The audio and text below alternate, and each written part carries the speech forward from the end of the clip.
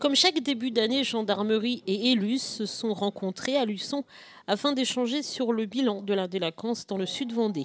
Les chiffres n'ayant pas été officiellement communiqués par les préfectures, la compagnie n'a pas souhaité les donner à la presse, mais a toutefois tenu à rappeler et souligner le lien étroit et indissociable qui existe entre le travail de la gendarmerie et celui des élus sur le terrain, chacun ayant besoin de l'autre. Tout à fait, effectivement, c'est traditionnel comme réunion. Lors de l'inspection de la communauté de brigade de Luçon, on tient à échanger avec les élus, à leur présenter une activité, effectivement, et aussi l'occasion de leur présenter les personnels, les mouvements d'effectifs et tout ce qui peut être à venir sur l'année, les nouvelles mesures et le travail qu'on va faire en prévention, notamment avec eux. De par les textes, déjà, on a une obligation, effectivement, d'échanger avec les élus, avec les maires, parce que souvent, nous avons la même problématique, effectivement, mais il n'y a pas que les textes, il y a le relationnel qui est très fort, surtout dans les communes de taille moyenne, comme les nôtres, où, effectivement, le lien est régulier et quotidien pour les différents dossiers avec les élus.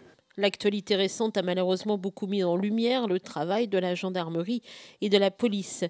Et depuis ces tragiques événements, les marques de soutien envers les forces de l'ordre se multiplient, ce qui n'est pas sans toucher les gendarmes. Effectivement, c'est quelque chose qui nous a fait chaud au cœur. Effectivement, c'est malheureusement pas fréquent et très exceptionnel. Voilà, on pense aussi, et surtout à nos camarades qui agissent dans ces missions, mais ça peut être, en dehors du GIGN qui a été mis à l'honneur, ça peut être aussi le lot quotidien des unités de terrain, puisque dans ces départements, les premières forces intervenantes ont été des gens de brigade, comme on le rencontre au quotidien ici également.